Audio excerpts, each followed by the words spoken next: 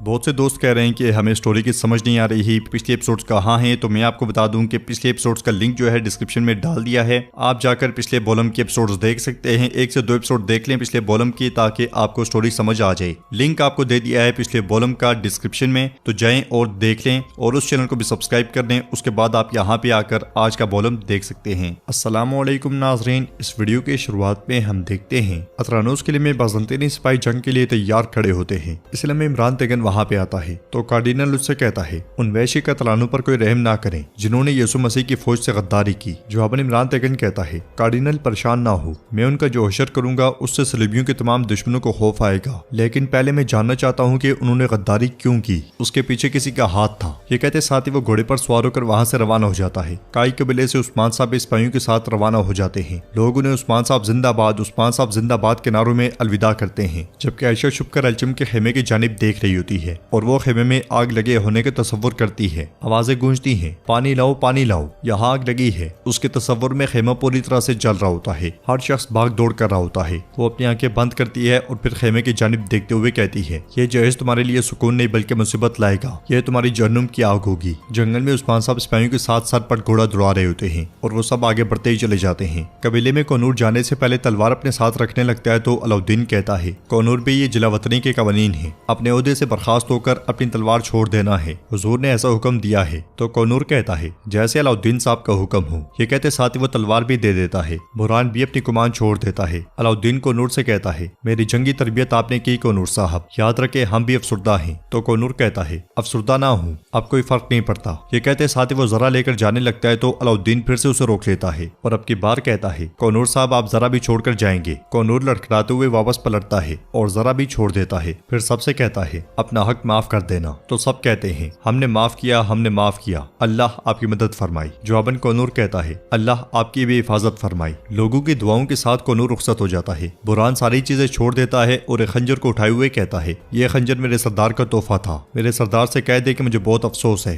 मलून खातून कहती है तुम्हारी आंखों में सब नजर आता है बुरहान। फिर बाला खातून उसके पास जाकर कहती है हमने जब इतने साल मिलकर रिस्क बांटा हो, तुम्हें ऐसे छोड़कर नहीं जाना चाहिए था। तो बुरहान कहता है हमने हमेशा वही किया जो हमारे हुजूर का हुक्म था बाला खातून, अल्लाह आपकी हिफाजत फरमाई। मलून खातून भी आगे बढ़ते हुए कहती है अल्लाह तुम्हारी भी हिफाजत फरमाई, तुम्हारा सफर आसान हो। बुरहान उनका शुक्रिया अदा करता है। बाला खातून उससे पूछती है तुम अब क्या करोगे, कहाँ जाओगे। जवाबन बुरहान कहता है मैं अपने हुजूर की खिदमत करने के सिवा कुछ नहीं जानता, मैं उनकी खिदमत करता रहूंगा। फिर कोपोज उठाते हुए कहता है मैं अपने अजीम सरदार उस्मान साहब के बारे में पूरी दुनिया को बताऊंगा। यह सुनकर सब बहुत खुश होते हैं। बुरहान मजीद कहता है रास्ते अलग हैं लेकिन मकसद एक ही है, अल्लाह के हुक्म से हम उस मकसद तक पहुंचेंगे, अल्लाह आप सबको अपने अमान में रखे। तो अलाउद्दीन कहता है आप मुखालिफ सिमत में जाएंगे बुरहान साहब, कोनूर साहब के करीब मत रहें। तो बुरहान सीने पर हाथ रखते हुए कहता है जो हुक्म मेरे शहजादे, कबीला अल्लाह के हवाले। ये कहते साथ ही बुरहान भी चल पड़ता है और लोग उसे नेक दुआएं देते हैं। उधर आयशा अलचम के खेमे में जा घुसती है और जहेज का सामान देखते हुए कहती है ये जहेज तुम्हारे लिए जहन्नुम की आग बनेगा।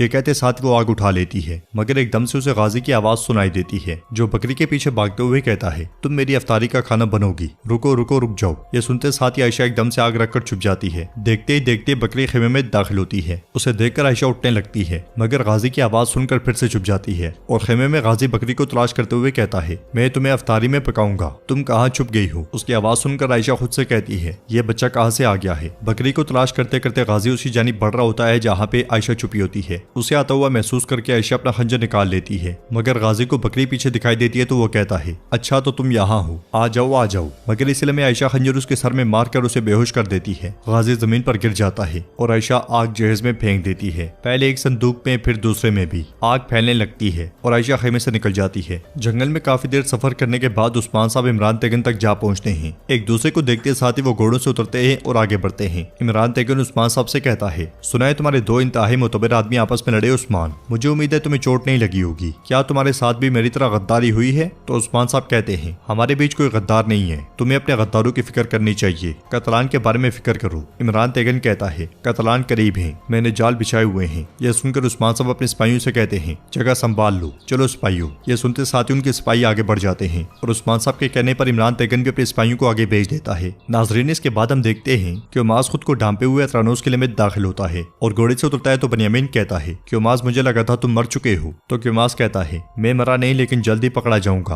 उस्मान जासूस की तलाश में है। इमरान तेगन कहाँ है? मेरे पास उसके लिए अहम खबरें हैं। तो बेन्यामीन कहता है, इमरान तेगन नहीं है, मुझे बताओ। मगर क्योमास कहता है, मेरा बेटा और बीवी कहाँ है? मैं पहले उन्हें देखना चाहता हूँ। जवाबन बेन्यामीन कहता है, क्योमास आप सबक कभी नहीं सीखते, पहले तुम वो बताओ जो तुम जानते हो। तो क्योमास कहता है, अलाउद्दीन और मेहमद साहब ने सरदी बाजार वापस लेने के लिए समझौता किया है, वो जल्दी हमला करेंगे। यह सुनकर बेन्यामीन गुस्से से कहता है, उस्मान तुम्हारे इरादे अब जाहिर हो चुके हैं, मैं जाकर इमरान तेगन को बताता हूँ। कबीले के खेमे में आग बढ़ती ही चली जाती है। होश में आने वाला गाजी ये देखकर खौफजदा हो जाता है और कहता है, ये क्या हो रहा है? फिर चीखते हुए कहता है, क्या कोई है, क्या कोई है? खेमे को आग लगी हुई देखकर लोग बैठ जमा होने शुरू हो जाते हैं, जबकि आयशा एक तरफ खड़े होकर सारा मंजर देख रही होती है। अंदर गाजी इधर उधर देखता है मगर उसे कोई रास्ता नहीं मिलता, तो वो चीखते चिल्लाते हुए माँ माँ पुकारता है। इसलिए में एल्चम वहां पहुंचती है और खेमे को जलता हुआ देखकर परेशान हो जाती है। फिर कहती है, जहेज मेरी माँ की अमानतें जल रही हैं। इसलिए में उसे अंदर से गाजी की आवाजें सुनाई देती हैं, तो वो मजीद परेशान होते हुए कहती है, गाजी।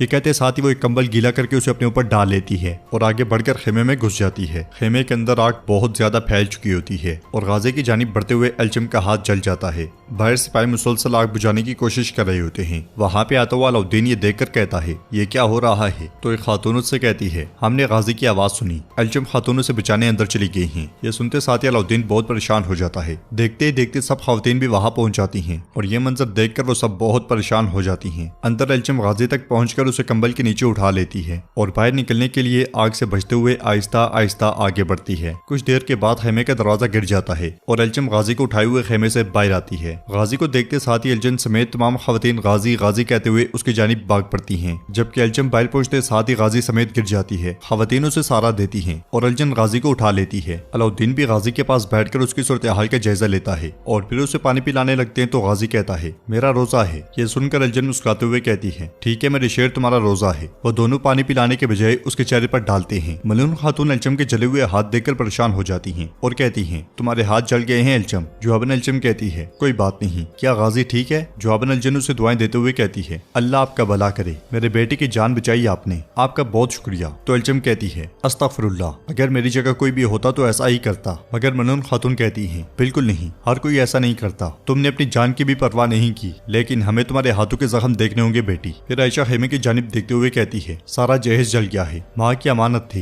ये सब कैसे हुआ? तो एल्चम कहती है, कोई मसला नहीं, गाजी से ज्यादा कुछ भी अहम नहीं। फिर मलून खातून से कहती है, हम सोगोत सामान खरीदने जा रहे थे, चले हमें कहीं देर ना हो जाए। तो मलून खातून कहती है, नहीं मेरी बेटी, तुम यहीं रुको, मैं जाती हूँ। मगर एल्चम कहती है, मैं भी आना चाहती हूँ। ये देखकर बाला खातून कहती है, तुम लोग जाओ, हम यहाँ की हिफाजत करेंगे। ये सुनते साथ ही मलून खातून एल्चम के साथ आगे बढ़ जाती हैं और अलाउद्दीन भी गाजी को उठाकर ले जाता है। तो नाज़रीन, इसके साथ ही एपिसोड इख्तिताम पजीर होती है। अगर आपको वीडियो पसंद आए तो वीडियो को लाइक करें, चैनल को सब्सक्राइब करें और बेल आइकॉन पर लाजमी से क्लिक कर दें। इंशाल्लाह मिलते हैं नेक्स्ट वीडियो में, तब तक के लिए रखें अपना और अपनों का बहुत ज्यादा ख्याल। अल्लाह निगहबान।